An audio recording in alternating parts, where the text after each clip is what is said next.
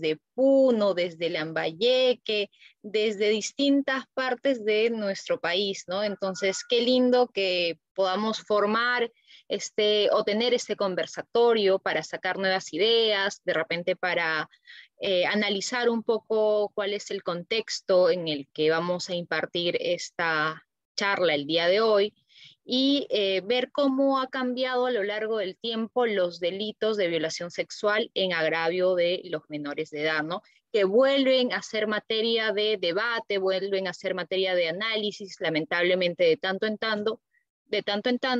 tanto cuando pues se suscitan casos como el que vimos la semana pasada, tan desgarradores y tan lamentables, ¿no? Voy a empezar proyectando las diapositivas. Reader, ¿me confirmas por favor si se ve? Sí, doctora, sí se ve. Perfecto, muchas gracias. Bien, amigos, entonces iniciemos hablando un poco acerca de algunas cuestiones generales acerca de los delitos sexuales en general, ¿no?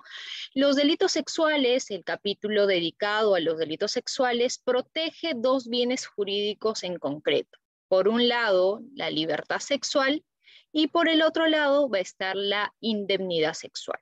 La libertad sexual se entiende que va a ser aquella que poseen las personas a partir de los 14 años en adelante. ¿Y qué viene a ser la libertad sexual? Viene a ser aquella parte de la libertad personal, pero en el ámbito sexual, ¿no? Viene a ser aquella capacidad que va a tener la persona para autodeterminarse en el ámbito sexual. ¿Y qué quiere decir esto? Que vamos a tener dos opciones, o un aspecto positivo, que quiere decir que una persona va a decidir si quiere tener relaciones sexuales o si quiere tener algún tipo de evento o acto sexual, va a decidir la persona con la que quiere tener o involucrarse en este acto sexual.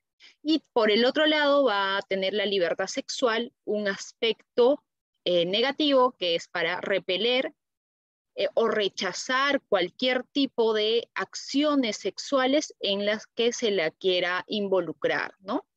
Entonces, para que una persona pueda tener libertad sexual es importante tener dos elementos. El primer elemento va a ser el elemento de conocer, saber y conocer qué acto sexual va a desarrollar y todas las implicancias que eso conlleva, ¿no?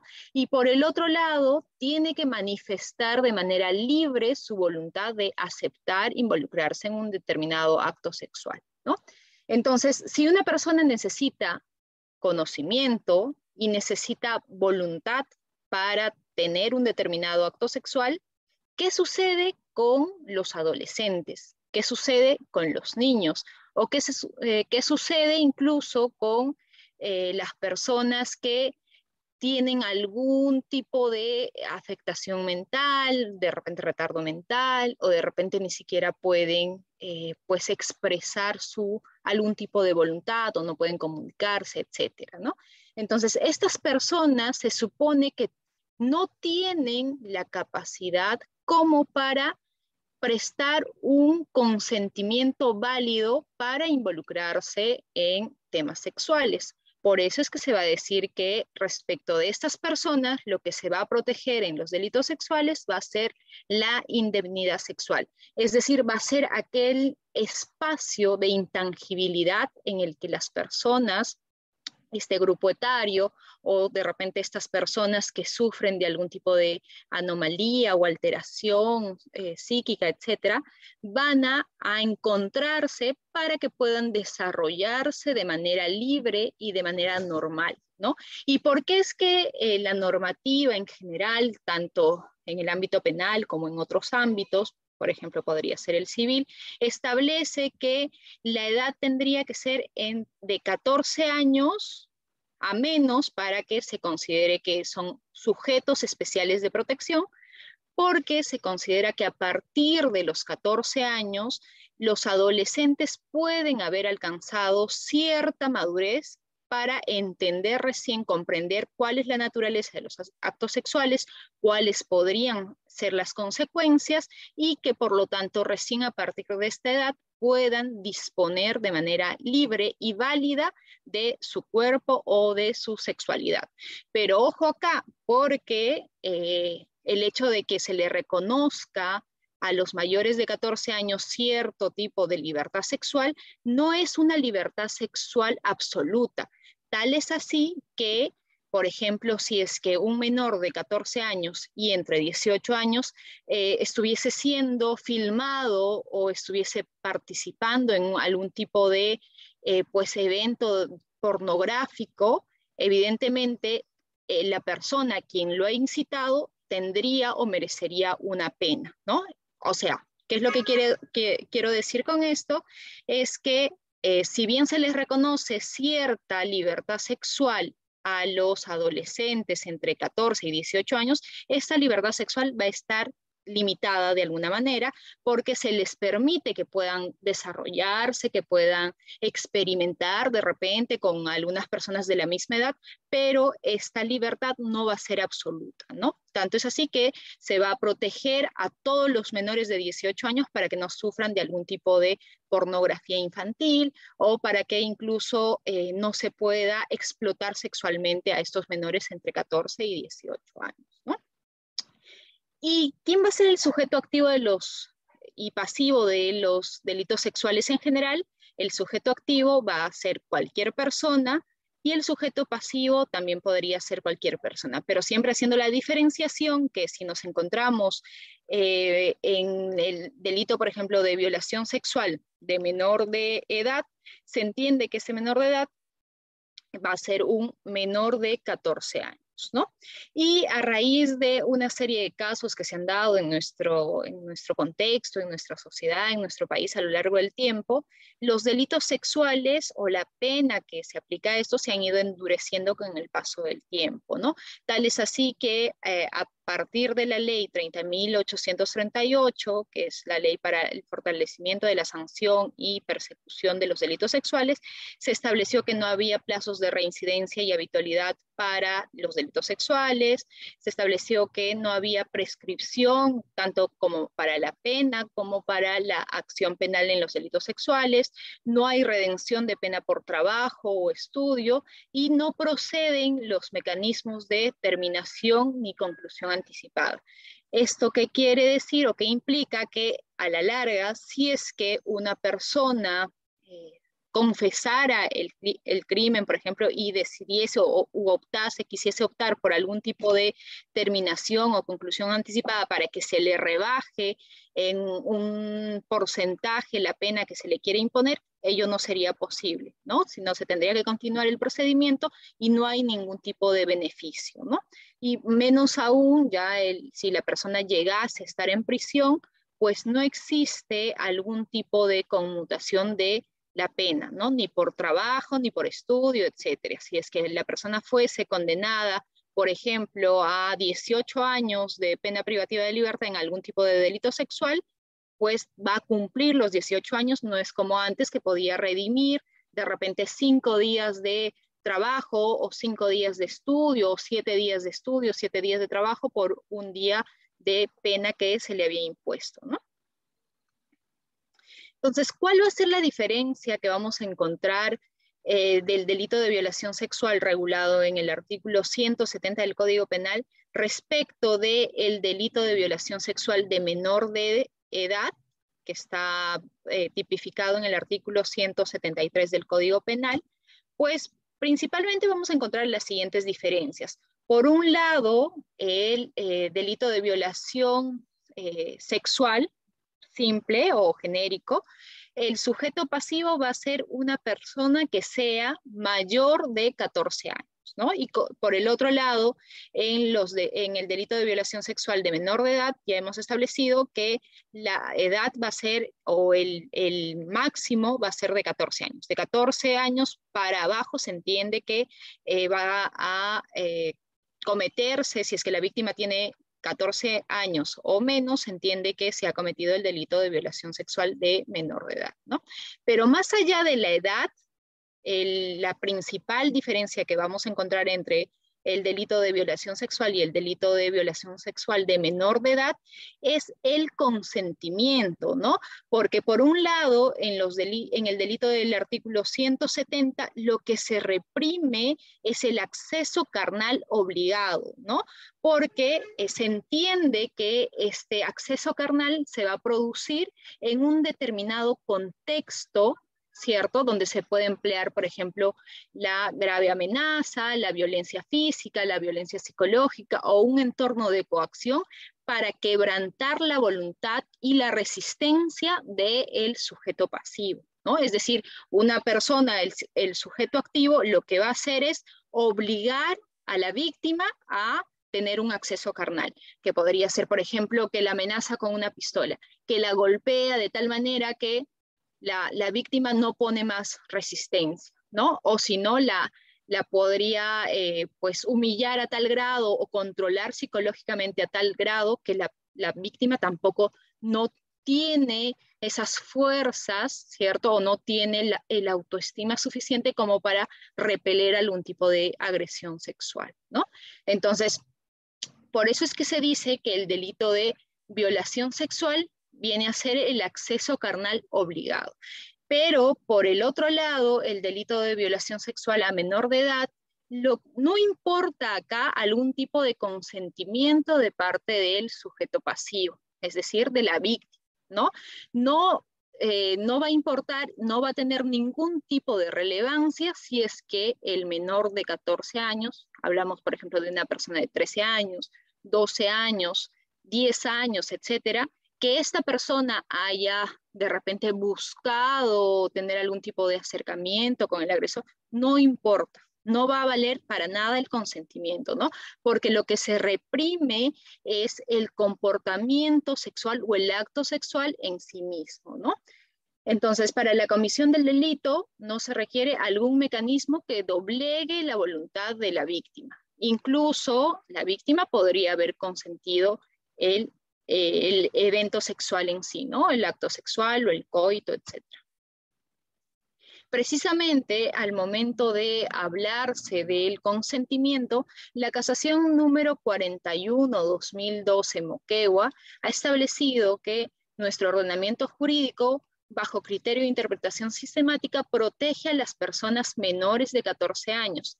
En este caso, el ejercicio de la sexualidad con dichas personas se prohíbe en la medida en que pueda afectar el desarrollo de su personalidad y producir alteraciones importantes que incidan en su vida o equilibrio psíquico de cara al futuro. Por lo tanto, cualquier consentimiento del incapaz carece de validez, configurándose una presunción jure de jure de la ausencia del consentimiento válido, ¿no? Entonces, qué importante lo que nos dice, en pocas palabras, la Corte Suprema nos está estableciendo de que nosotros vamos a presumir, sin prueba al contrario, que no es válido el consentimiento que está dando el menor para tener algún tipo de acto sexual con el agente, ¿no? Basta que se verifique que la víctima o el sujeto pasivo tenía menos de 14 años para que nosotros nos encontremos frente a este delito. ¿Y por qué es que se va a reprimir? Precisamente por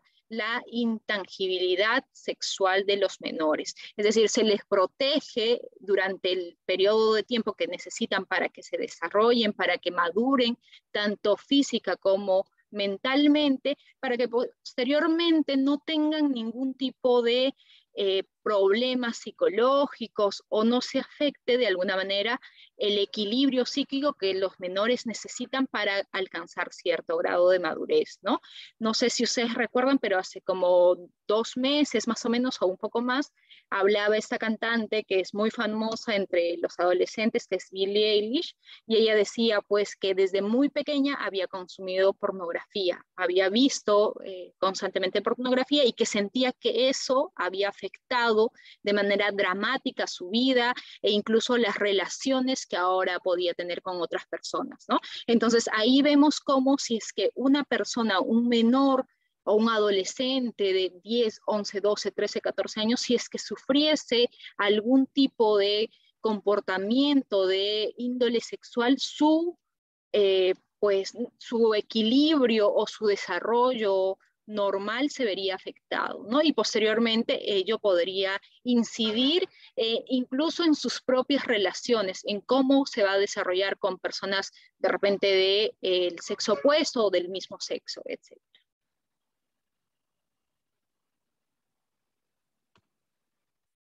Ahora bien, el delito de violación sexual de menor de edad ha sufrido a lo largo del tiempo una serie de modificaciones, ¿no? Si nosotros vemos el Código Penal primigenio que se emitió en el año 91, vemos pues que había, o que el tipo penal primigenio del delito de violación sexual reprimía al que practicaba el acto sexual u otro comportamiento análogo con un menor de 14 años, ¿no?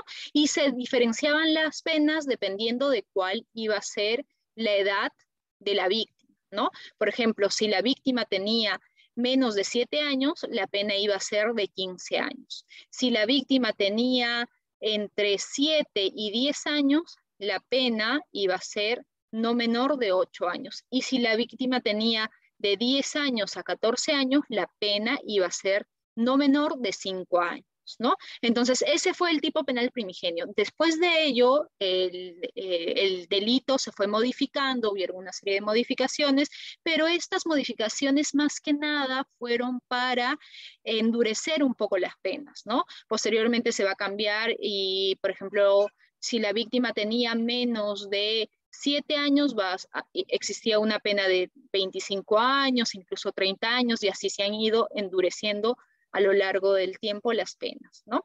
Pero, ¿qué es lo importante de resaltar respecto de este desarrollo normativo del delito de violación sexual? Es que hubo una modificación que causó mucha controversia, ¿no? Y que esto se dio en el año 2006, ¿no? Con la ley 28.704. Esta vendría a ser la sexta modificatoria. ¿Y por qué es que se causó revuelo? Porque el tipo penal establecía que se iba a reprimir a aquellas personas que tenían acceso carnal por vía vaginal, anal o bucal, o se realizaba actos análogos, con un menor de edad, ¿no? Ya no era un menor de 14 años, sino se entendía menor de edad, es decir, a cualquier persona o el sujeto pasivo, bastaba que tuviese 17 años, 16 años, 15 años para abajo, ya se iba a considerar que estábamos frente a un delito, ¿no? Y en este supuesto se iba a reprimir si es que la víctima tenía menos de 10 años de edad, la pena iba a ser de cadena perpetua. Si es que la víctima tenía entre 10 años de edad y menos de 14 años, la pena iba a ser no menor de 30 años. Y finalmente, si es que la víctima tenía entre 14 años de edad y menos de 18 años, la pena iba a ser de 25 a 30 años, ¿no? Imagínense ustedes la gravedad que esto suponía, ¿no? Imagínense que de repente habían casos de adolescentes, ¿no? Que tenían 16, 17 años y de repente tenían relaciones sexuales con sus enamorados que tenían 18, 19, 20 años, etcétera, ¿no? Entonces no había de repente una diferencia de edad muy marcada, ¿no? Y que de repente incluso podía darse el caso de que eran enamorados hace bastante tiempo, que eran enamorados incluso consentidos, pero la norma de repente un tanto conservadora para nuestra época, ¿cierto? Porque estamos hablando del 2006, establecía que no importaba si era consentido, no importaba si eran enamorados, no importaba si tenían una relación de bastante tiempo, sino que se iba a reprimir necesariamente al sujeto que tenía relaciones sexuales con este adolescente entre 14 y 18 años, ¿no? Entonces, a raíz de la emisión de esta ley, se emitieron dos acuerdos plenarios, ¿no? ¿Por qué se emitieron dos acuerdos plenarios y en poco tiempo, uno detrás del otro prácticamente, porque uno es de el 2007 y otro del 2008, porque hubo muchos casos en los que los operadores de justicia no sabían cómo actuar, ¿no? Porque por un lado, el Código Civil establecía o permitía incluso la emancipación de los menores de edad que tuviesen 16 años a 18 años, y por el otro lado estábamos condenando a los adolescentes entre 14 y 18 años que de manera espontánea tuviesen relaciones con otra persona, ¿no? De manera no obligada, ¿no? Por eso es que el acuerdo plenario que se emite primero fue el acuerdo plenario 7/2007, y en esta se establece que cuando la relación sexual sea voluntaria y el agraviado tuviese entre 16 y 18 años de edad, sería aplicable el artículo 20, inciso 10 del Código Penal, que regulaba la institución del consentimiento, ¿no? Puesto que con arreglo a lo precedentemente expuesto, tenían libertad de disposición sobre su libertad sexual, al punto que la ley civil autorizaba que podían casarse, pero si la relación sexual era voluntaria y el agraviado tenía entre 14 y 16 años de edad, en ese sentido o en ese supuesto se tenía que aplicar una pena acorde con lo previsto en los artículos 175 y 179A del Código Penal, ¿no? ¿Y qué es lo que nos decían estos artículos o qué es lo que regulaban estos artículos, el 175 y el 179A? El primero regulaba las relaciones sexuales que se podían cometer con un menor entre 14 y 18 años y en los que mediaba el engaño, ¿no? De repente el mayor de edad o el agente engañaba al sujeto pasivo para lograr tener relaciones sexuales con este adolescente entre 14 y 18 años. Y la pena que se establecía para este delito era entre 3 y 5 años, ¿no? Y por el otro lado, el 179A lo que penaba o sancionaba es cuando el sujeto activo pagaba al menor de edad entre 14 y 18 años para tener relaciones sexuales con él. Y en este caso se reprimía o se sancionaba este hecho con una pena entre 4 y 6 años, ¿no? Entonces, obsérvese cuál era la contradicción, ¿no? Porque por un lado yo digo, ya, si obra engaño o si obra el pago de algún tipo de retribución económica al menor de edad, ahí yo te voy a condenar sujeto activo con una pena de entre 3 a 5 años o de entre 4 a 6 años. Pero por el otro lado, si no había ni engaño, no había pago, no había nada, y era de manera libre, espontánea y voluntaria que el menor tenía relaciones con el sujeto activo, en ese caso sí, lo que decía la norma es que se tenía que reprimir al agente con una pena, semejante pena, ¿no? Una pena excesiva de entre 25 y 30 años de pena privativa de libertad.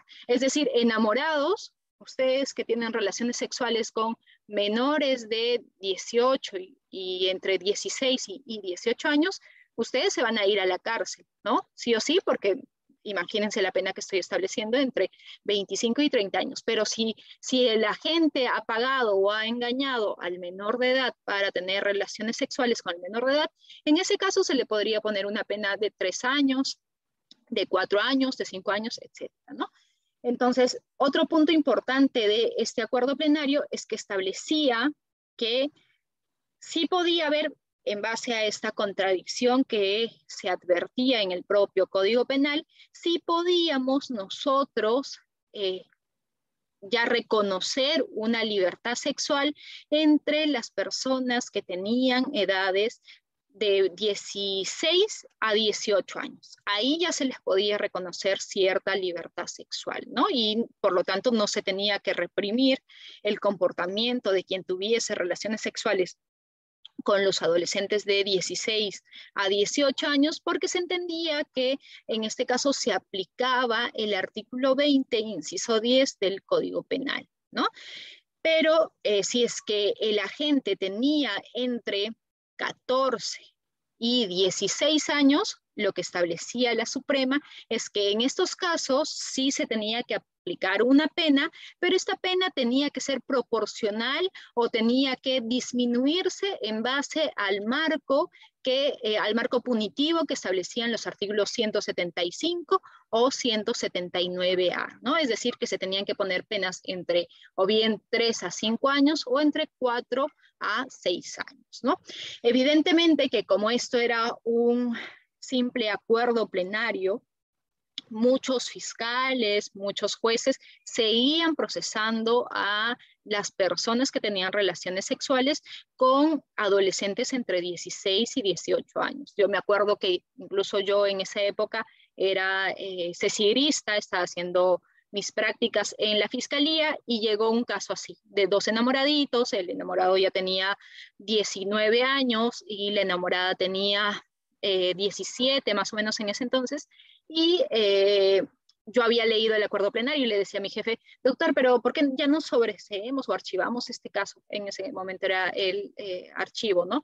Entonces, archivamos este caso solamente en esta etapa que nos encontramos, en la investigación preliminar. Y mi jefe me decía, que era el fiscal, me decía, no, porque finalmente tú lo que tienes que hacer como, pues, protector de la legalidad es aplicar lo que dice el código. Allá, si es que el juez posteriormente archiva el caso, ¿no? Pero nosotros tenemos que llevar este caso ante el juzgado, tenemos que formalizar. Bueno, se formalizaba, ¿no? Y posteriormente ya el juzgado, si llegaba, muchos juzgados llegaban a archivar estos casos, ¿no?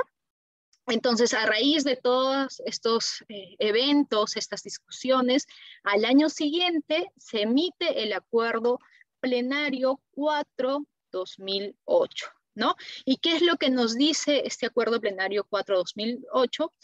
Que existía objetiva contradicción entre las disposiciones del Código Civil y del artículo 173.3 del Código Penal y entre las normas que configuran el propio Código Penal. En tal virtud, debe aplicarse la ley más favorable al reo, conforme a lo dispuesto en el artículo 139, inciso 11 de la Constitución, ¿no? En cuanto a la exención de responsabilidad penal por consentimiento del titular del bien jurídico afectado, aplicable al delito de violación sexual, a que se refiere el artículo 173, inciso 3 del Código Penal, debe aplicarse ampliarse el 12º fundamento jurídico del Acuerdo Plenario 7/2007 a toda relación sexual voluntaria mantenida con adolescente de 14 a 18 años. Es menester, en consecuencia, dejar sin efecto dicho acuerdo plenario en lo relativo a la penalidad atenuada cuando el sujeto pasivo es menor de 16 años y mayor de 14 años, ¿no? En pocas palabras, lo que nos dice en esta oportunidad la Corte Suprema es que ya no se va a hacer esa diferenciación entre menores de 14 a 18 años, pena atenuada, 16 a 18 años, se aplica la eximente, sino que nos dice que todo adolescente entre 14 y 18 años que tenga relaciones sexuales de manera libre, de manera voluntaria, ahí no va a existir o no se tendría por qué aplicar una pena o una sanción porque se entiende que ya existe cierta libertad sexual en este grupo etario.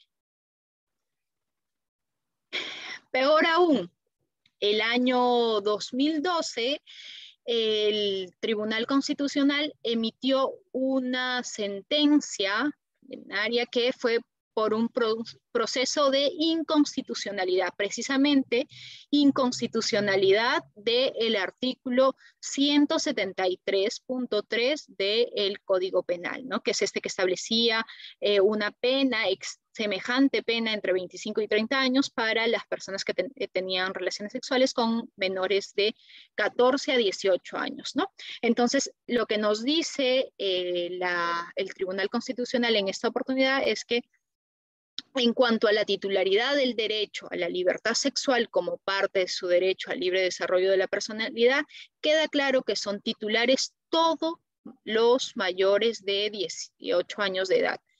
En lo que al caso importa, el Tribunal Constitucional estima que conforme a determinados elementos normativos y fácticos que operan en el ordenamiento jurídico peruano, prima facie, los menores de edad entre 14 años y menos de 18 también pueden ser titulares de dicho derecho, ¿no?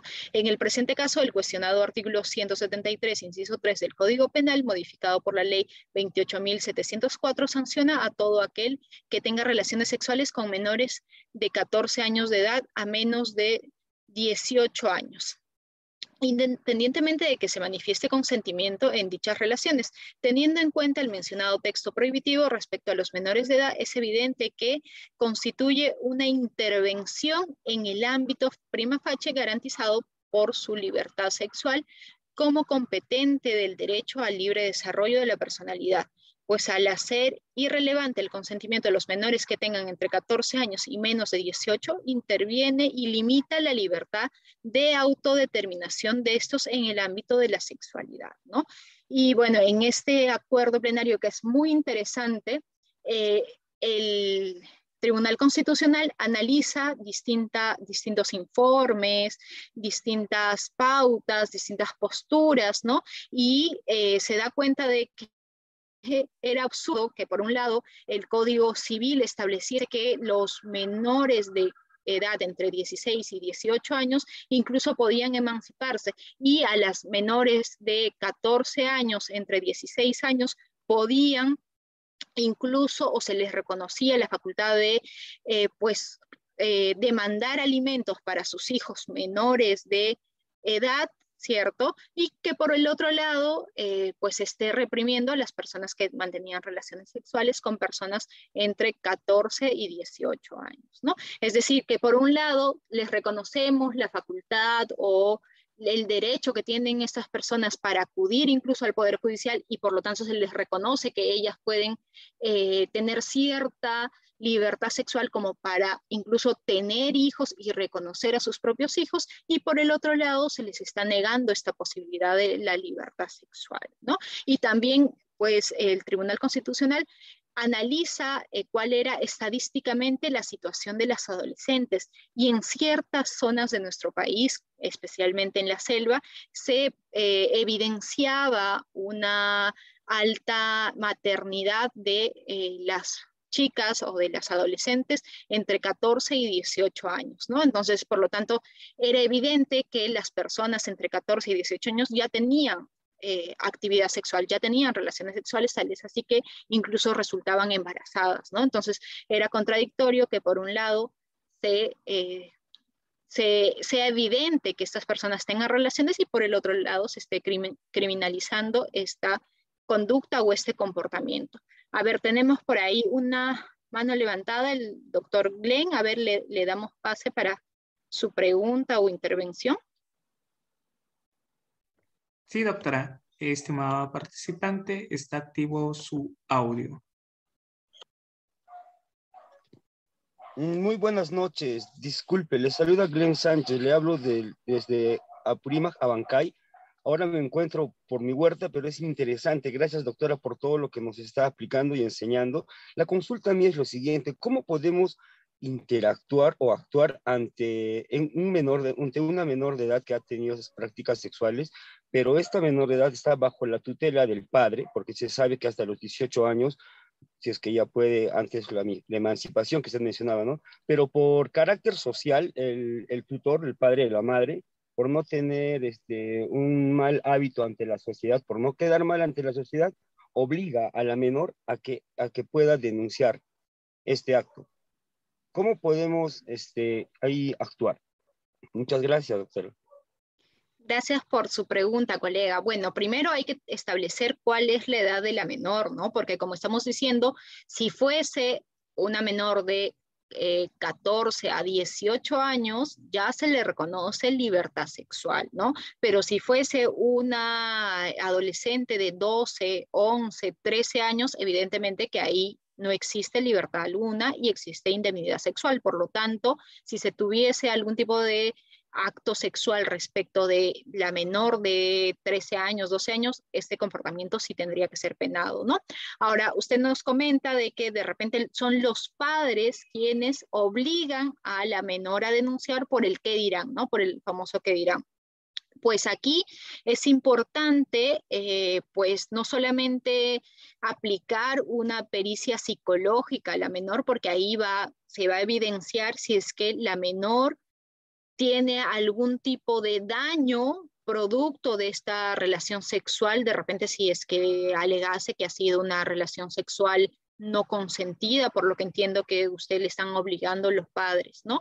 Y también va a evidenciarse en esta pericia psicológica si es que la menor está mintiendo, ¿no? De repente está mintiendo por presión de los padres, etcétera, ¿no? Y bueno, con la cámara Gesell también se podría determinar si es que la menor ha sufrido algún tipo de,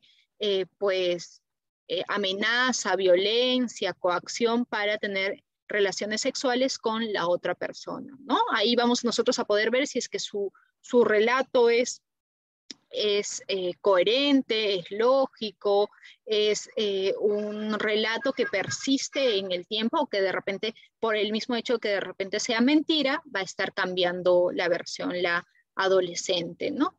Por ahí tenemos a ver al doctor Johnny Méndez.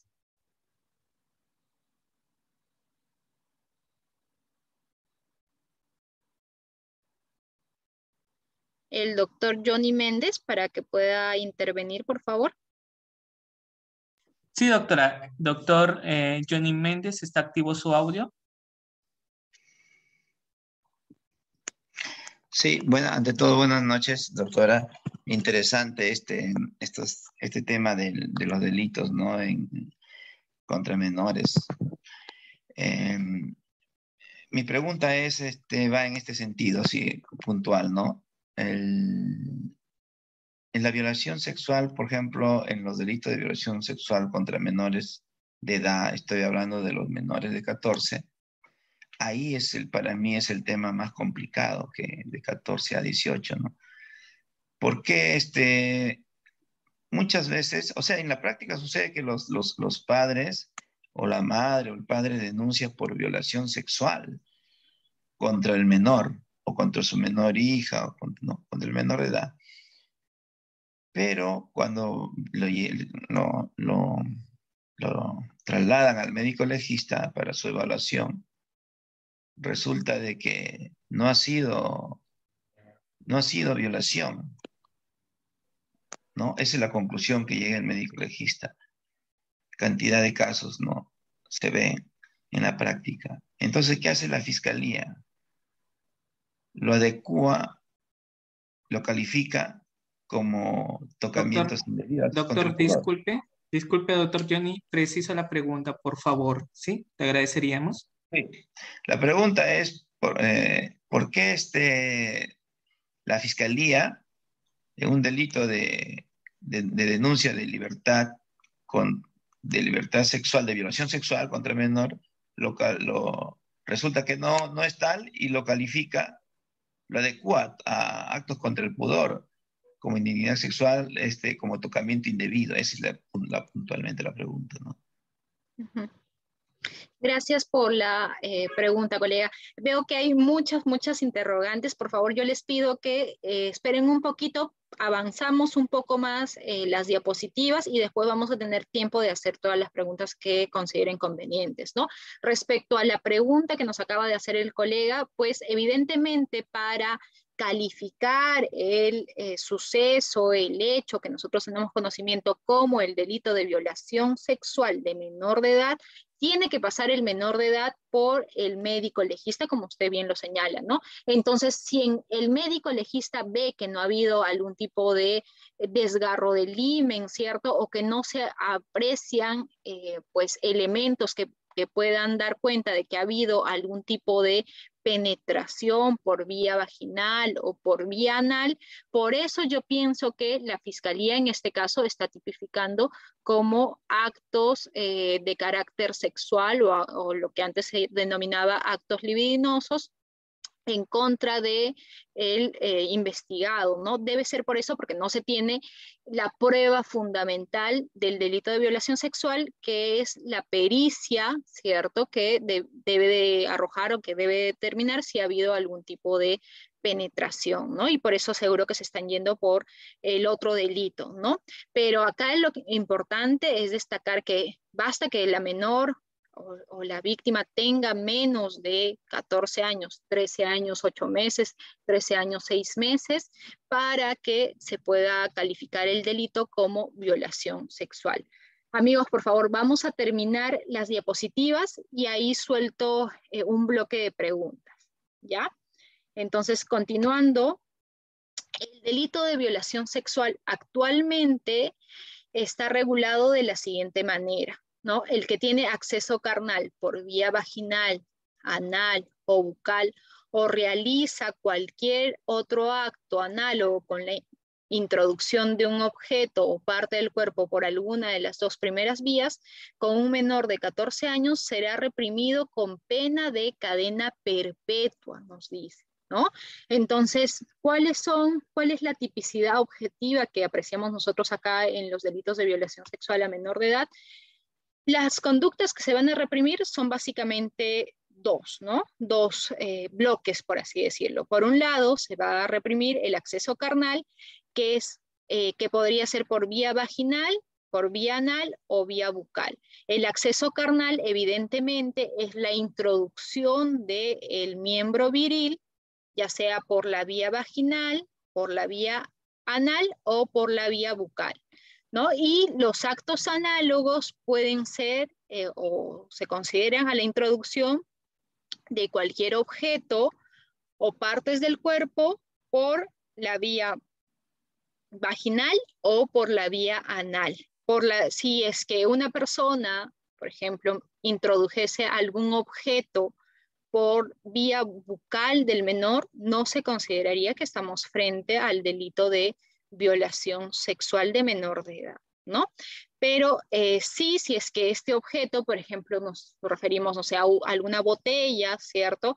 Es introducido por vía vaginal o por vía anal, ahí sí se va a considerar el delito de violación sexual de menor de edad como el acto análogo que está reprimido por el tipo penal, ¿no? Ahora bien, ¿cuál es la tipicidad subjetiva del delito de violación sexual? Por un lado, tiene que existir dolo, ¿no? Tiene que existir conciencia y voluntad de estar teniendo acceso carnal con una persona que sea menor de edad, específicamente con una persona que tenga menos de 14 años. Y por el otro lado, un sector de la doctrina sostiene que también debe de haber un elemento subjetivo adicional, que es el ánimo lascivo o el animus lubricus, ¿no? Que se refiere a que pues el acto sexual en sí o la introducción de algún objeto por alguna de las vías anales o vaginales tienen que tener como finalidad el que el sujeto activo satisfaga algún tipo de pues fantasía sexual, deseo sexual, etcétera, ¿no? O sea, tiene que con este comportamiento, con esta conducta, con esta acción, tiene que buscar satisfacer un apetito de naturaleza sexual. ¿Y cómo vamos nosotros a determinar si es que de verdad el sujeto estaba buscando satisfacer un apetito sexual? Pues por las mismas circunstancias del caso, ¿no?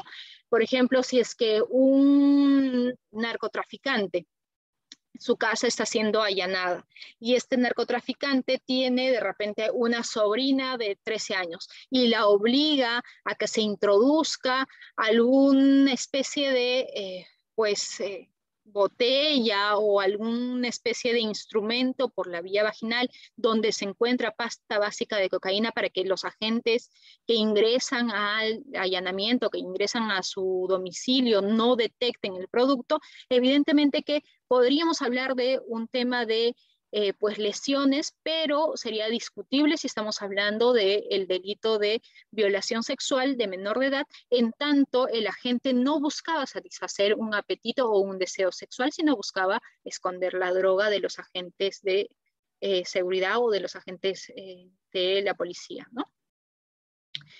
Ahora, un tema picante, ¿no? Y para esto solicito, por favor, levanten la mano los que quieran participar respecto de esta pregunta, ¿ya?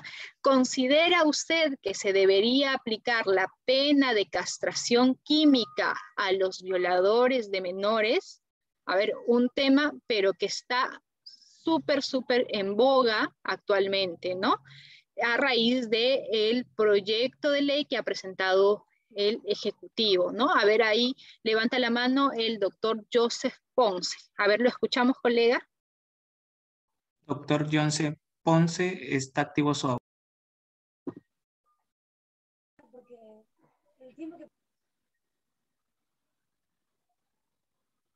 Doctor Joseph Ponce, ¿está activo su audio?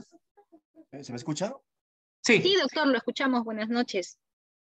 Buenas noches, doctor. Primero que nada, felicitar por la exponencia. Mi acotación sería de que, bueno, yo no estoy de acuerdo en ello debido a que, como dice el artículo 173, así como el 170, ¿no?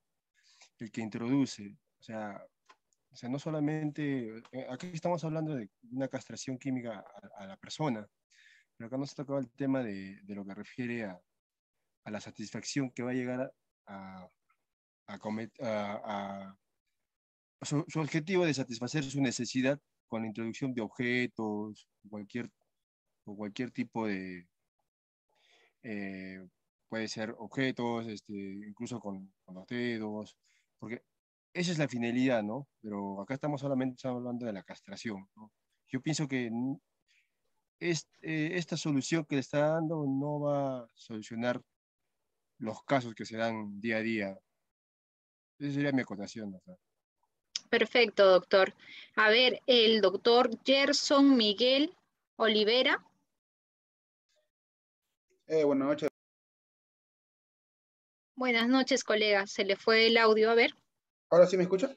Sí, le escuchamos. Ya. Bueno, yo considero que la castración química para los violadores, en caso de los violadores, aplicarlas para mí no sería la forma correcta, una medida que pueda disminuir, ¿no?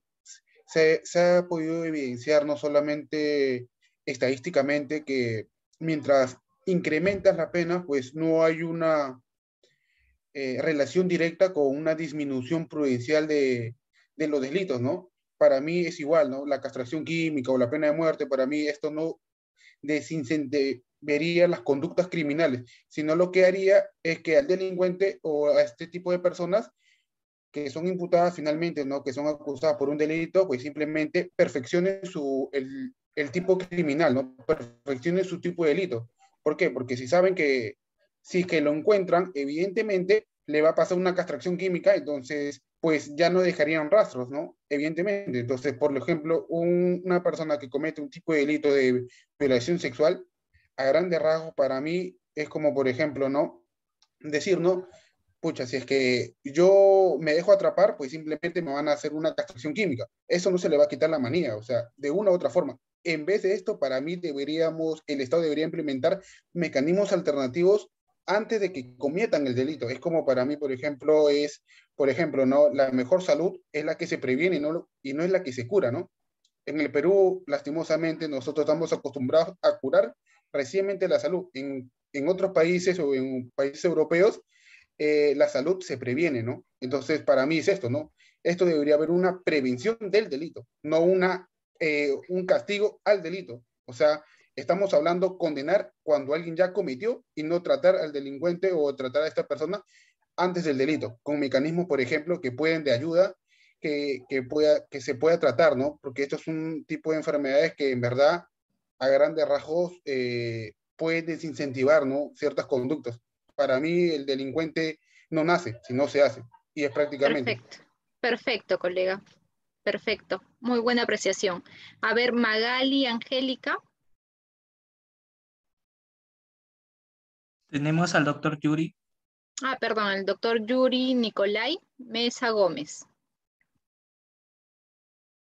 Buenas noches, doctora. Gracias por la ponencia, ilustrándonos tus conocimientos. En cuanto a la pregunta, creo que es un tema netamente político porque creo que en la situación que se encuentra el país, creo que no es viable por cuanto va a ocasionar más gasto, ¿no?, al erario nacional, en vez de preocuparse sobre otros temas fundamentales, en este caso, ¿no?, el incremento de la pobreza.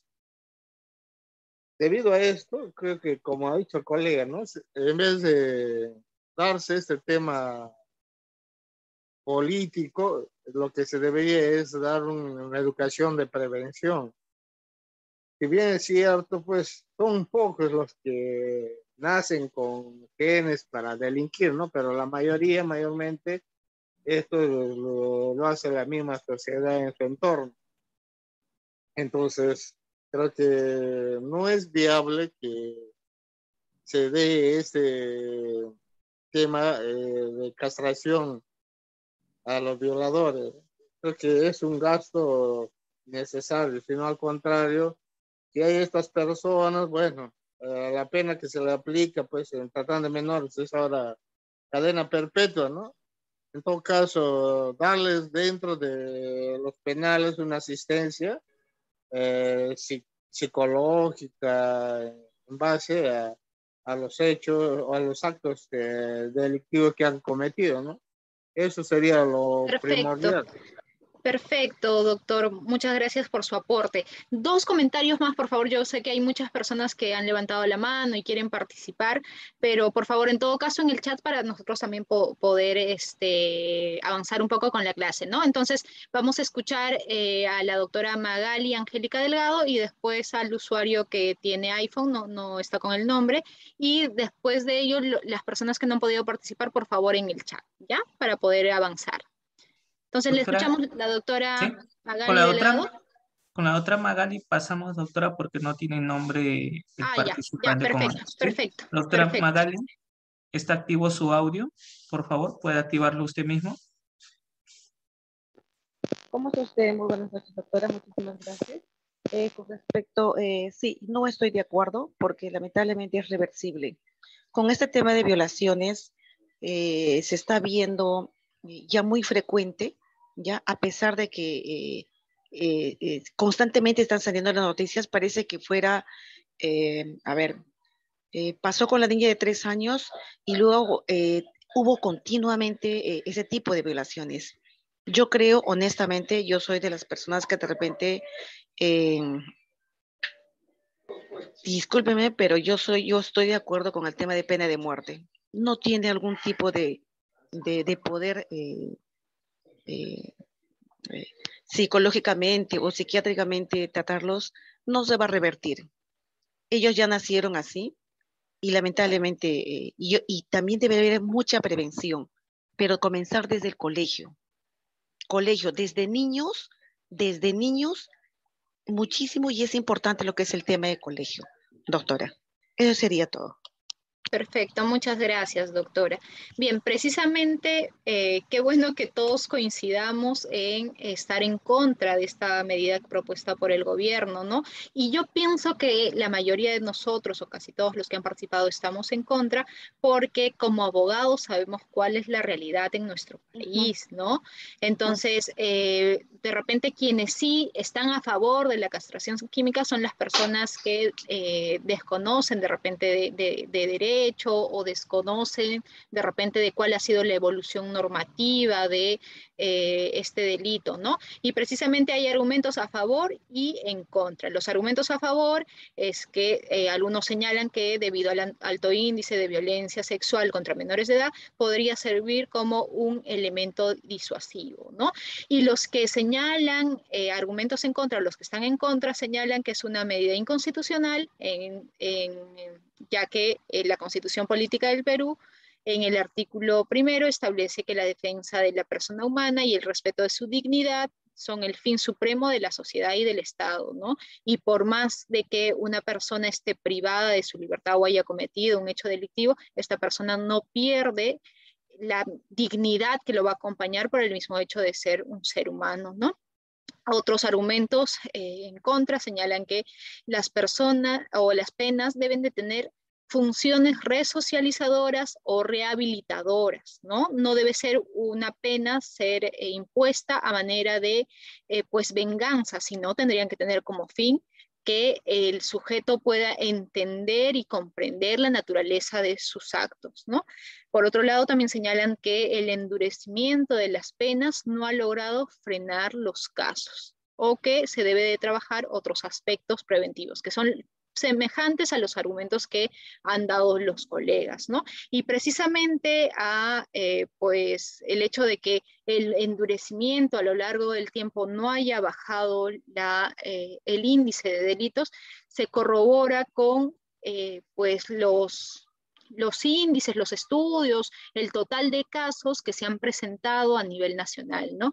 Si nosotros observamos o vamos a la página del Observatorio de la Criminalidad, vemos que entre el 2013 y 2018 se han producido delitos de violación sexual a personas entre los 0 y 17 años, y que este grupo etario como víctimas forma parte del total de casos de violación sexual el 83.4%. O sea, imagínense que 8 de cada 10 víctimas va a ser o ha sido en ese momento entre el 2013 y 2018, ha sido un menor de edad, ¿no? Entonces es absurdo, o de repente no se acompaña el hecho de endurecer las penas con un efecto disuasivo para los agentes que cometan este tipo de hechos delictivos, ¿no? Sino que ha habido personas que han seguido, o que pese a de repente conocer que la norma va a tener o tiene una pena de cadena perpetua, pues no han logrado disuadir a potenciales violadores, ¿no? Es como decía uno de los colegas, si es que finalmente una persona conociese que va a ser castrado químicamente, pues el sujeto con mayor razón de repente no solamente violaría al menor, sino que podría incluso llegar a matarlo y deshacerse del cuerpo para que después no se pueda corroborar si es que ese menor ha sido víctima de un delito de violación sexual, ¿no? Y peor aún, en un sistema de justicia como el que nosotros tenemos, donde muchas veces los inocentes, y lo he visto, los inocentes son procesados y son sentenciados, pues imagínense que por cuestiones de repente de cortinas de humo o por cuestiones de venganza se llegue a condenar a personas que en realidad no han cometido el hecho delictivo, ¿no? Entonces es preferible, o yo soy de las personas que considera que no se tendría que aplicar esta pena, sino que es una medida más populista de repente, y que se está dando en el contexto en el que estamos viviendo, pues en la que hay una serie de conflictos respecto a pues cómo está manejando el gobierno la situación del país, ¿no? Entonces, ¿qué sucede cuando el agente, cambiando ya un poco de tema, qué sucede cuando el agente desconocía que la víctima era menor de 14 años? En este supuesto se va a dar lo que conocemos como el error de tipo, que se encuentra regulado en el artículo 14 del Código Penal, ¿no? El error de tipo viene a ser aquel error que se va a producir sobre un elemento del tipo penal o respecto a una circunstancia que agrave la pena. Si es invencible, excluye la responsabilidad o la agravación. Y si fuere vencible, la infracción será castigada como culposa cuando se hallare prevista como tal en la ley, ¿no? Es decir, si es que el agente desconocía un elemento del tipo penal como es la minoría de 14 años y esta circunstancia era invencible, es decir, que no hubiese podido el agente darse cuenta de que la menor, si fuese una menor de 13 años, por ejemplo, o 13 años y un poco más, que le decía que de repente tenía 14 años, 15 años, y en base a este error, esta mentira, el agente tuviese relaciones sexuales con ella, si es que el evento no hubiese podido ser descubierto por un sujeto promedio, ahí nos encontraríamos frente a un error invencible, ¿no? Es decir, que no se hubiese podido descubrir la mentira o el error en el que se había incurrido, ¿no?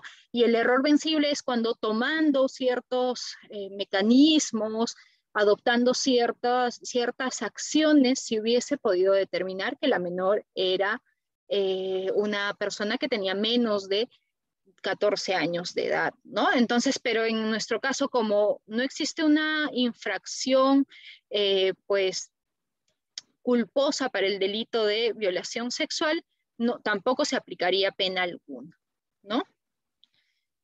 Ahora, ¿qué sucede si es que el agente por su cultura desconocía que el tener relaciones sexuales con una menor de 14 años era delito? Pues en este caso lo que va a ocurrir es que nos vamos a encontrar frente al error de comprensión culturalmente condicionado, ¿no? Que es este dispositivo que se encuentra regulado en el artículo 15 del Código Penal. Y nos dice lo siguiente: el que por su cultura o costumbres comete un hecho punible sin poder comprender el carácter delictuoso de su acto o determinarse de acuerdo a esa comprensión, será eximido de responsabilidad, ¿no? Cuando por igual razón esta posibilidad se haya disminuida, se atenuará la pena, ¿no? Lo que nos está diciendo es que no va a haber culpabilidad en los agentes o en el sujeto activo que por su cultura o por su costumbre consideraba de que era normal que una persona pudiese tener relaciones sexuales con una menor de 14 años, ¿no? Y si es que pues esa posibilidad se hallaba disminuida, es decir, que sí podía tener algo de noción o es similar al error vencible, pues en este caso se va a atenuar la pena. Ahora, casos prácticos, antes de pasar de lleno al pliego de preguntas. Caso práctico 1 que les traigo el día de hoy para que podamos aplicar los conceptos que hemos analizado previamente, ¿no? El caso 1 es el siguiente. Carmen es una menor de 13 años. Cierta noche, mientras su hermano de 21 años y sus amigos de promoción se encontraban tomando en su casa, Carmen se metió a su cuarto con Juan, amigo de su hermano, por quien sentía atracción desde hace tiempo, y empezaron a besarse y a tocarse mutuamente. En la emoción del momento, Juan hizo que Carmen le chupara los dedos. Desde su punto de vista, ¿se habría configurado el delito de violación sexual de menor de edad? A ver, los leo en el chat.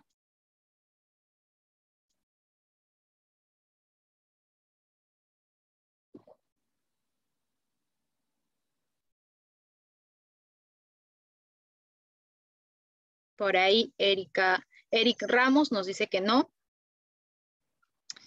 Jesús nos dice no, porque la conducta debe ser libidinosa. No, la conducta en este contexto sí es libidinosa, ¿no? Porque ambos se están besando, se están tocando, ¿no? Por ahí nos dicen no, Bianca nos dice no. Claro, acá la respuesta, ahí nos dice sería actos contra el pudor, no violación, exactamente, ¿no?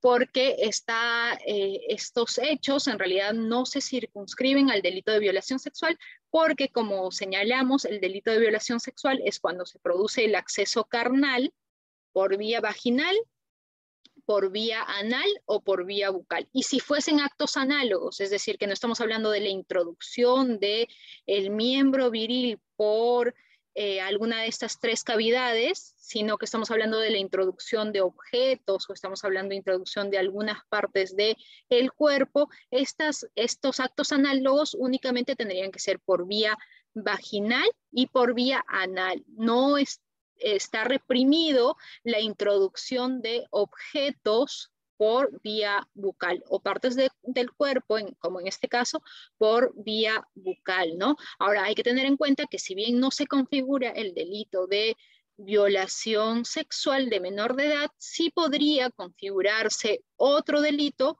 como es el de tocamientos indebidos o actos de naturaleza libidinosa, ¿no? Segundo caso práctico que les traigo, a ver, dice lo siguiente. Mario es un menor de 10 años, quien lleva clases de inglés con su profesor Carlos. Cierto día, Carlos aprovechó que los padres del menor habían salido y le enseñó un juego que consistía en realizarse diversos actos de connotación sexual. los cuales concluyeron en la introducción de su miembro viril en la boca del menor. Se habría configurado el delito de violación sexual de menor de edad. A ver, los leo también en el chat. Por ahí nos ponen sí, sí, sí. Sí, doctora, sí, sí. Sí, efectivamente la respuesta en este caso sería sí, ¿no? Es evidente que sí se configura. Si su respuesta es negativa, considera que se habría configurado otro delito. Existiría otro delito, pero la mayoría está poniendo que sí, ¿no? Que sí es el delito de violación sexual, ¿no? Y precisamente la casación 1313-2017 Arequipa desarrolla un caso muy similar, ¿no? En el que, pues, el niño señalaba ahí de que, pues, este profesor que tenía, haciendo una especie de juego, le había introducido el pene, el profesor, en la boca del menor, ¿no? Entonces, la defensa que, pues, se manejaba respecto del profesor era que no le había llegado a introducir todo el pene, sino que se lo había puesto simplemente en la parte externa de la boca, ¿no? Pero finalmente cuando el menor pasó evaluación psicológica, no había cámara Gesell en ese momento, pero cuando pasó evaluación psicológica, el menor sí dijo que el profesor le había introducido el pene, que le había hecho doler, que había sentido un sabor incluso desagradable, ¿no? Entonces aquí la Corte Suprema fue enfática en señalar que se reprime la introducción del miembro viril a la boca del menor, ¿no? Y en este caso, en este supuesto, evidentemente que no va a salir en una evaluación médico-legal que se le haga al menor, sino que va a salir en la declaración del menor y también en su, si ha pasado cámara Gesell, y también en su evaluación psicológica que se le haga al menor.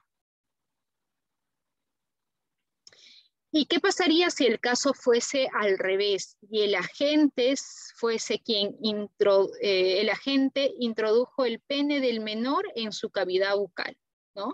Es decir, que el menor es quien, o mejor dicho, el agente es quien hace que el menor le introduzca el pene al profesor o al agente en este caso, ¿no? Al sujeto activo. ¿Qué consideran ahí?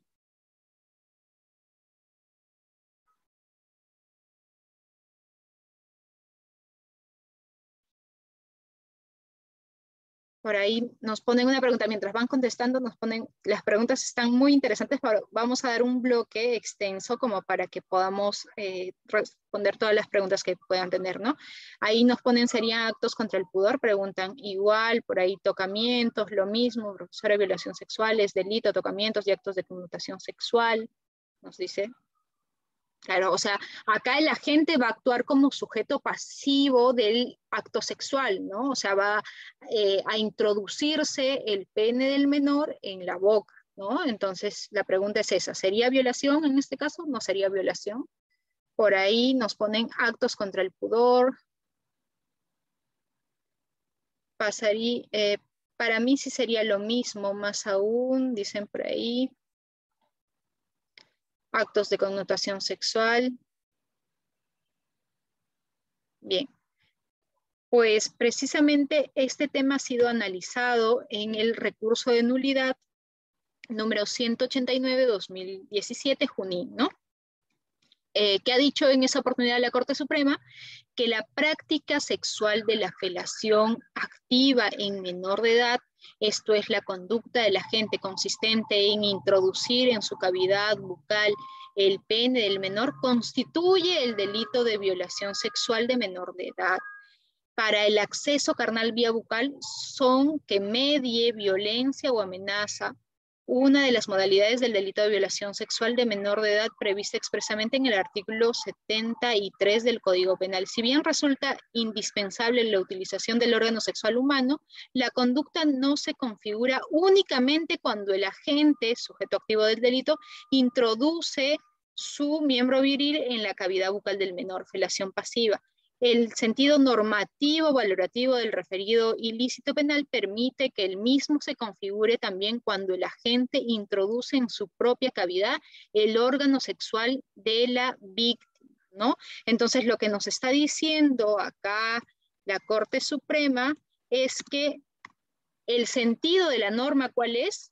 Proteger a los menores en este espacio temporal que tienen hasta que puedan alcanzar cierta madurez como para disponer de manera libre de su cuerpo, ¿no? Entonces, si el sentido normativo y valorativo de este delito de violación sexual de menor de edad es que se prohíbe cualquier acto o cualquier coito o cualquier tipo de pues, acción de naturaleza análoga con un menor, es evidente que también se va a reprimir las conductas sexuales pasivas, ¿no? Como en este caso, que sea pues la víctima, el menor, quien introduzca el pene por la cavidad bucal del agente, que en este caso propuesto sería el profesor, ¿no? Entonces sí se van a reprimir esas conductas, sí se va a entender que estamos frente al delito de violación sexual de menor de edad.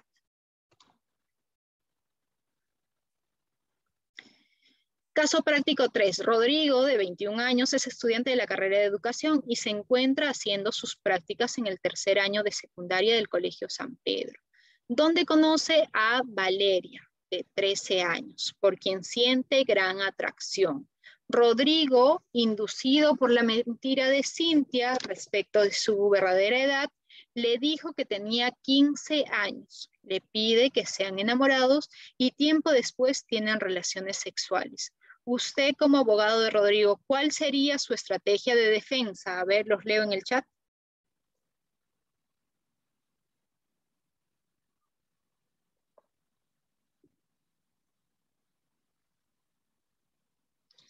Error de tipo, error de tipo, error de tipo, nos ponen por ahí. Una evaluación física de la menor, error de tipo objetivo, aplicar el artículo 15, ponen error de tipo, ya, todos han respondido a error de tipo, pero, ojo acá, que no vale únicamente que nosotros como abogados aleguemos un error de tipo o aleguemos cualquier argumento de defensa, ¿no? Lo que tenemos que hacer, y precisamente el recurso de nulidad número 79/2008, Loreto nos dice eso, es que quien alega un hecho tiene que probarlo, ¿no? Porque por acá tenemos en contra, si es que hubiese pasado la menor por médico legista, tendríamos en contra el certificado médico legal que arrojase que la menor ha tenido una defloración o que ya ha tenido relaciones sexuales, ¿no? Entonces, si ya tenemos esa prueba en contra de una menor de edad que ha tenido o que se demuestra a través de este examen médico legal que ha tenido relaciones sexuales y nosotros alegamos un error de tipo, tenemos que acreditar que de verdad existe un error de tipo, ¿no? Que la persona creyó en la palabra de Valeria, pero sin embargo, del contexto en sí, Rodrigo es un estudiante de la carrera de educación quien está haciendo sus prácticas en el colegio donde conoce a Valeria. Entonces, el agente podía haber pues averiguado quién era Valeria, pudo haber, no sé, solicitado información a las demás autoridades, de repente tenía la ficha de Valeria donde se señalase cuál es la edad, su fecha de nacimiento, etcétera, ¿no? Entonces resulta finalmente poco creíble que esta persona hubiese incurrido en algún tipo de error, ¿no? En algún tipo de error de tipo, ¿no? Sino simplemente pareciese que es un argumento de defensa y no se ha acreditado por algún medio de defensa que efectivamente haya incurrido en algún error. Entonces, ojo acá, porque no solamente se trata con alegar un hecho, sino que debemos de, como abogados, demostrar que ese hecho ha sucedido tal cual lo estamos señalando.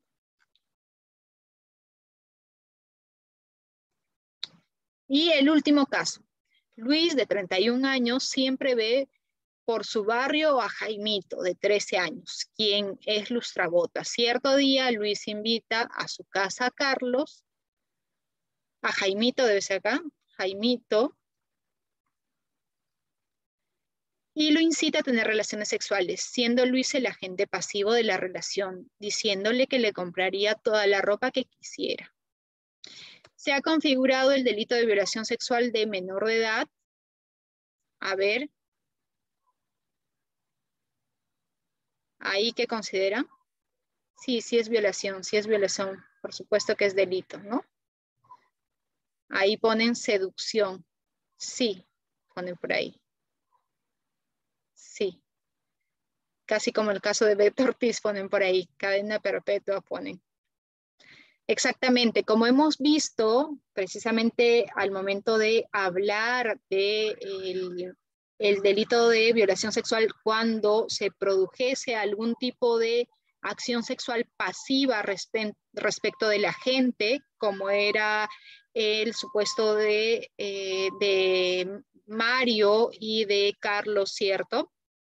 Que es el menor quien introduce el miembro viril en la cavidad bucal de la persona adulta. Entonces, en este mismo caso es lo mismo, pero por vía anal, ¿no? Entonces, perfectamente se aplicaría el delito de violación sexual por el mismo argumento que ha aplicado la Corte Suprema, ¿no? En el respecto de que el sentido normativo o valorativo del delito de violación sexual del menor de edad es, pues, proteger al menor, ¿no? Y se considera jure de jure que su consentimiento no es para nada válido, ¿no? No tiene ningún tipo de relevancia en los casos que nosotros vayamos a analizar la voluntad o el consentimiento que vayan a dar las personas menores de 14 años, ¿no? Y la otra pregunta es, ¿qué pasaría si Carlos tiene más de 14 años? ¿Habría acá delito? ¿No habría delito?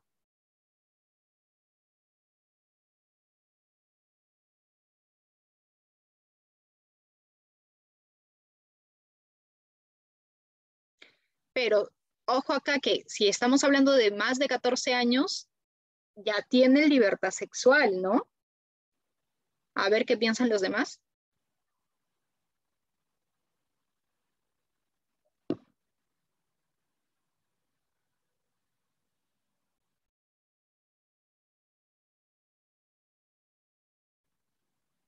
Si es consentido, por ahí nos ponen que no.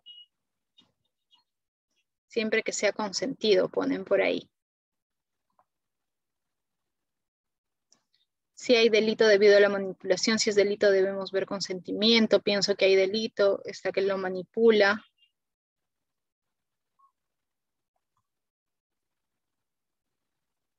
Por ahí ponen si hay consentimiento, no, pienso que hay delito sexo por dinero.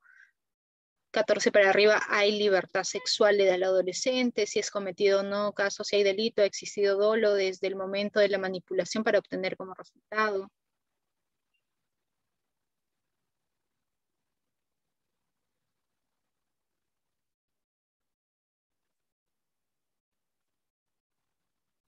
Ya, acá hay que tener en cuenta algo importante, ¿no?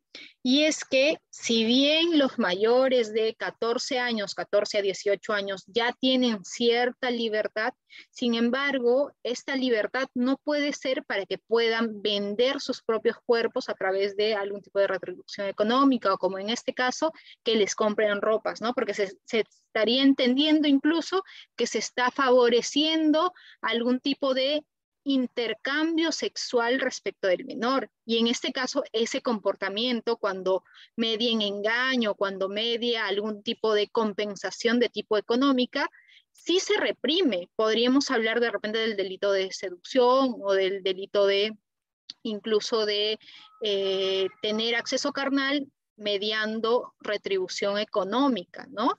Entonces, acá sí, así fuese mayor de 14 años, sí hay delito, ¿no? Una persona no puede tener con un menor de 14 años relaciones que tengan algún tipo de, pues, estipendio, pago o algún tipo de beneficio, ¿no? Porque se estaría incluso entendiendo de que nosotros estamos favoreciendo algún tipo de prostitución del menor, ¿no? Entonces, en este caso, sí, nuestro comportamiento estaría reprimido, pero no sería el delito de violación sexual, sino sería otro tipo de delitos, ¿no?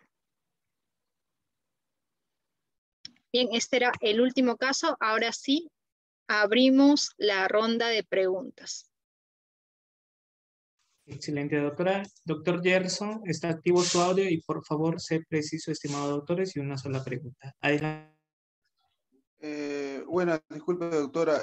Tengo entendido que los casos de violación sexual que usted ha mencionado, en los casos, por ejemplo, de menores de edad, mi consulta era a grandes rasgos, ¿no? Por ejemplo, ¿quién puede interponer una denuncia sobre, por ejemplo, un caso de una relación, por ejemplo, donde la menor esté con una persona que sea de su agrado, pero si la madre se opone y luego dice que el consentimiento ella no la ha brindado, en este caso puede proceder a, por ejemplo, una formalización en una etapa posterior, o solamente tendría que desvirtuarse de que no hubo un acto sexual?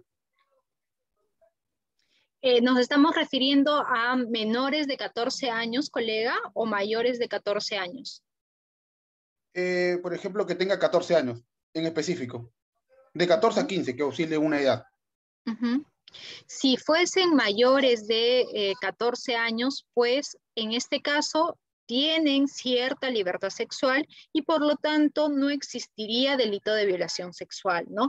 Por más de que los padres fuesen los que de repente obligasen a la menor a ir a la comisaría, a declarar, a interponer la denuncia diciendo que ha sido forzada, o incluso simplemente sin decir que ha sido forzada, podría decir, si he tenido relaciones sexuales con esta persona, pues ni siquiera se le tendría que recibir la denuncia porque tiene más de 14 años, se supone que ya tiene cierta libertad sexual, ¿no? Entonces, lo mismo pasa si es que la menor tuviese 13 años y no quiere denunciar porque ha sido consentido, porque está en el marco de una relación, etcétera, y los padres fuesen quienes concurriesen a la comisaría a denunciar el evento delictivo, ahí también se les tendría que recibir la denuncia, ¿no? Porque se supone que a los 13 años o menos todavía la persona no tiene esta libertad sexual o para disponer de su propio cuerpo, para disponer de su propia sexualidad, ¿no? Y estos delitos de violación de menor de edad son perseguibles de oficio, ¿no? Cualquier persona puede denunciar el hecho y la fiscalía tiene que perseguirlo de oficio, tiene que llevar a cabo la investigación y pues ver si es que esta investigación puede concluir posteriormente con la formalización de la investigación preparatoria o puede incluso llegarse a obtener una sentencia condenatoria. Bien, el doctor Excelente, Javier. Doctor. Sí, doctor Javier, está activo.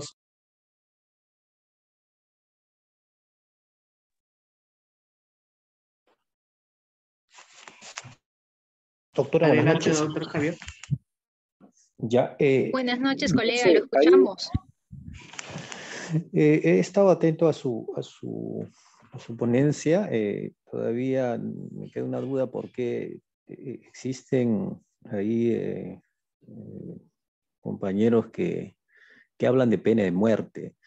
No sé si podría aclarar esa situación, ¿no? Si nosotros, el Perú ha firmado estos tratados internacionales donde solamente pena de muerte existe para 3 casos, ¿no? Traición a la patria, terrorismo, en caso de guerra, pero se sigue hablando de este tema. Eso quisiera que aclare, doctora. Para estos casos de violación, ¿es factible eso? Gracias por su pregunta, colega. Evidentemente que en nuestra realidad actual no es posible aplicarse la pena de muerte, ¿no? Entonces nosotros tendríamos que seguir todo un proceso internacional para salirnos del Pacto de San José, para salirnos de una serie de tratados y convenios internacionales que hemos suscrito, ¿no? Y no va a ser de repente esta salida del Pacto de San José, no va a darse de manera inmediata, sino que tiene que programarse como el Brexit que existió, por ejemplo, en Gran Bretaña y respecto a la Unión Europea, tiene que existirse todavía un cronograma de cuáles van a ser cuáles van a ser los periodos, qué va a implicar que nos salgamos y evidentemente también podrían haber una serie de sanciones que se apliquen al Estado peruano, ¿no? Entonces, hoy por hoy es un poco, pues, fantasioso que nosotros podamos hablar de una pena de muerte. No podemos aplicar una pena de muerte, es inconstitucional, ¿no?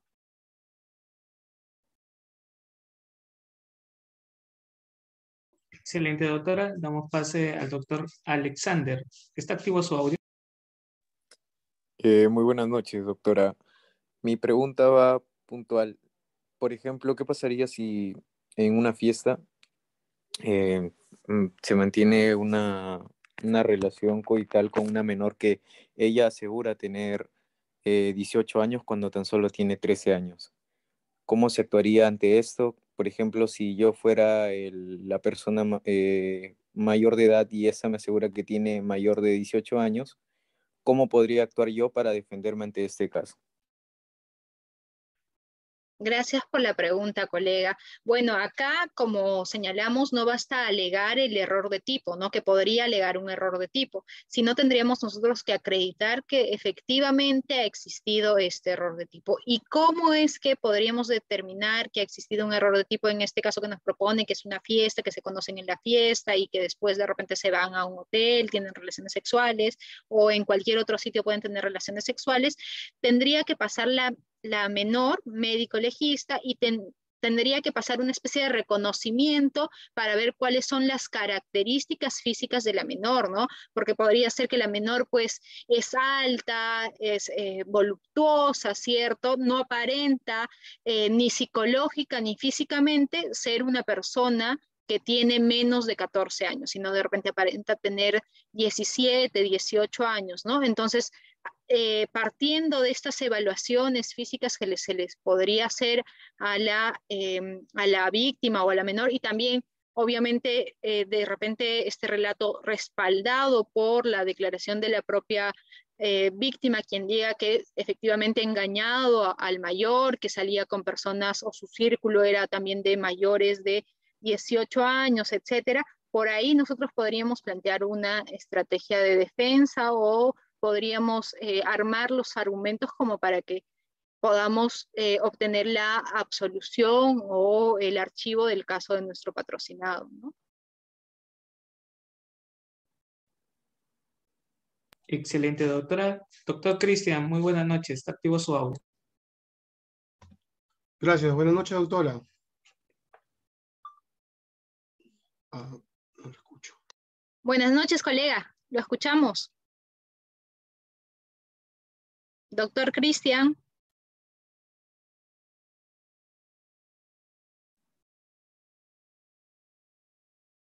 Doctor Cristian, nuevamente le doy pase al audio. Buenas noches. Buenas noches, colega. Lo escuchamos. ¿Cómo está, doctora? Buenas noches. Buenas Mire, noches. hace 15 días estoy llevando un caso justamente de este tema que es muy importante. Y nos lo dijo usted hace un momento cuando tocó el tema de la castración que estaba ahorita en debate por el tema de la niña, porque hay casos de que también hay personas inocentes presas. Y este es un caso que yo estoy llevando de una persona que entró al penal, está preso en este momento, tiene 74 años de edad y va a cumplir 80 años. Él ha sido sentenciado por violación a 8 años privativo de la libertad. Pero en el expediente de 397 páginas solamente está la declaración de la menor que tiene más de 14 años, donde ella dice que tuvo sexo oral a pedido de él. Solo sexo oral. No pasó en el expediente, no ha pasado cámara Gesell y solo es la versión. Ella es, la menor viene a ser la entenada, porque la pareja de este señor tiene dos hijas, una hija lisiada y una hija que es justamente la que denunció el hecho. Él manifiesta que este hecho ya Doctor lo Cristian, sí. Disculpe, la pregunta precisa y por favor, casos particulares no. Gracias. La pregunta precisa es la siguiente. Con 80 años, 8 años privativo de la libertad y va a cumplir 80 años, tampoco tendría algún beneficio. Y la última pregunta sería, Adelante, doctora. Referente a la pregunta, se había hecho una pregunta por Sí. participante. Adelante, doctora. Sí, bueno, gracias por la pregunta, colega. En este caso que usted señala, pues la ley ha eliminado los beneficios penitenciarios para todas las personas que hayan incurrido en delitos sexuales, ¿no? Ahora, el caso que nos propone es interesante porque si la víctima no ha pasado cámara Gesell y solamente está su declaración ahí, habría que ver con qué otros elementos periféricos u objetivos se podrían corroborar la declaración de la víctima. Y otro punto acá importante es que no basta solamente con que haya tenido sexo oral con la víctima, ¿no? No sé si hacia la víctima o hacia la persona, pero si es mayor de 14 años hay que ver cuál ha sido el contexto de amenaza, el contexto de coacción, el contexto de violencia física o violencia psicológica, ¿no? Si no existiese alguno de estos contextos, evidentemente no podríamos hablar tampoco de un delito de violación sexual, en este caso de mayor de edad, ¿no? Excelente, doctora. Damos pase a 2 participantes más y culminamos la sesión. Doctor Johnny, muy buenas noches. Está activo su audio.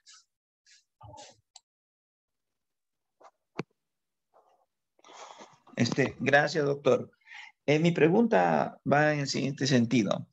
Puntualmente, en los actos contra el pudor, por ejemplo, ¿no? Donde se protege la dignidad sexual del menor o de la menor, ahí,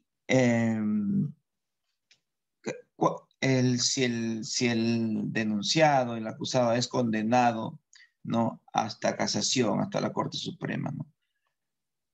Y ese proceso es mal llevado. ¿Se puede hacer una revisión de la sentencia, doctora?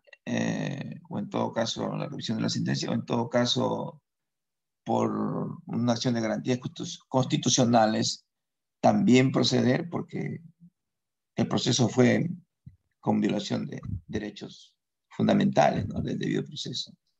Esa era mi pregunta puntual, doctora. Gracias.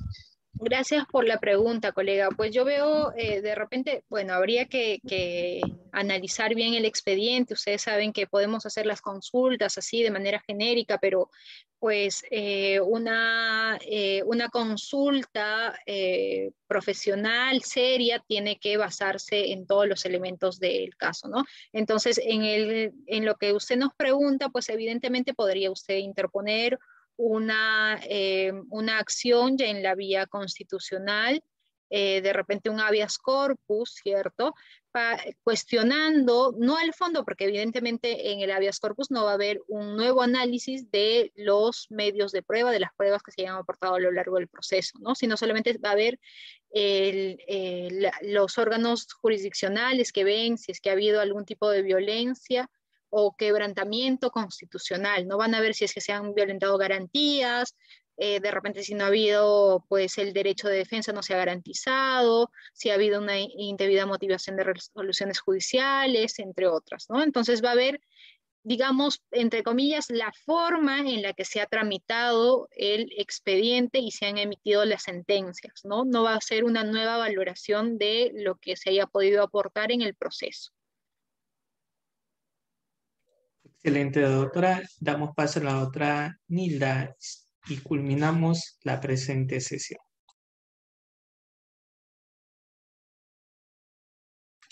Doctora Nilda, nuevamente, adelante. Sí, buenas noches. Tenía una consulta. Nos está explicando, doctora, de que no hay beneficios, una clase de beneficios para el tema de violación. Quería saber si también eso corresponde a tocamientos indebidos. ¿Tampoco no hay beneficios? Gracias por la pregunta, colega. Sí, efectivamente todos los delitos sexuales entran dentro de esta normativa que señala que no van a tener ningún tipo de beneficios, ¿no? Entonces, en ese sentido, pues, así sean actos, tocamientos indebidos u otro tipo de delito que esté regulado dentro del capítulo de delitos contra la libertad sexual, no van a tener beneficios, ¿no? Y también se aplican otra serie de pues mecanismos como la imprescriptibilidad de la acción, de la pena, entre otros.